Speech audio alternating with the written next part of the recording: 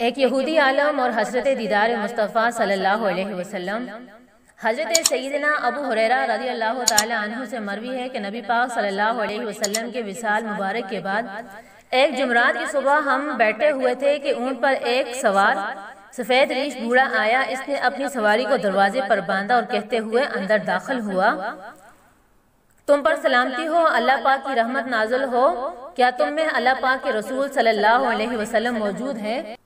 حضرت علی رضی اللہ تعالیٰ عنہ نے فرمایا کہ اے حضور صلی اللہ علیہ وسلم کے پوچھنے والے، تجھے آپ صلی اللہ علیہ وسلم سے کیا کام ہے؟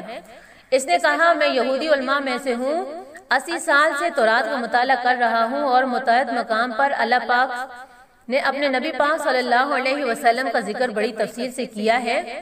اس میں اس ذکر سے متاثر ہو کر اس نے سلسلہ کلام جاری کرتے ہوئے کہا، اور میں آپ صلی اللہ علیہ وسلم کی ہاتھ پر بیعت اسلام کرنے کے لیے حاضر ہوا ہوں۔ حضرت علی رضی اللہ تعالیٰ عنہ نے اسے بتایا کہ آپ صلی اللہ علیہ وسلم کا وصال ہو چکا ہے۔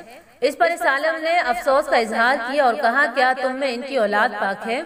حضرت علی رضی اللہ تعالیٰ عنہ نے حضرت بلال حبشی رضی اللہ تعالیٰ عنہ سے کہا کہ اسے سیدہ فاطمہ کے پاس لے جاؤ۔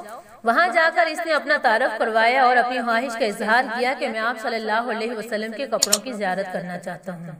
حضرت سیدہ فاطمہ رضی اللہ تعالیٰ عنہما نے اپنے شہزادے امام حسین رضی اللہ تعالیٰ عنہ سے فرمایا، وہ کپڑا لاؤ جو آپ صلی اللہ علیہ وسلم نے بوقت وصال پہنا ہوا تھا۔ جب وہ کپڑا لایا گیا تو سالم نے اسے اپنے چہرے پر ڈال دیا۔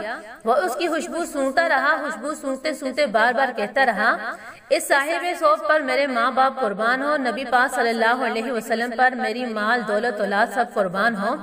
اس کے بعد حضرت علی رضی اللہ تعالیٰ عنہ سے مخاطب ہو کر کہنے لگا کہ نبی پاک صلی اللہ علیہ وسلم کے اوصاف جمیلہ کا تذکرہ کرو، اس طرح کرو گویا کہ میں انہیں دیکھ رہا ہوں۔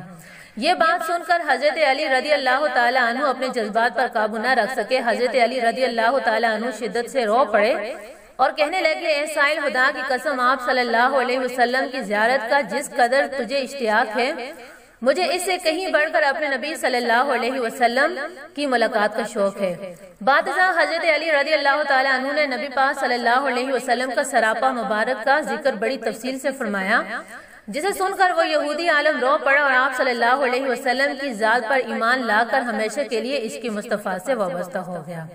اگر آپ کو ہماری آج کی ویڈیو پسند آئے تو اپنی رائے کا اظہار کمنٹ باکس میں ضرور کریں۔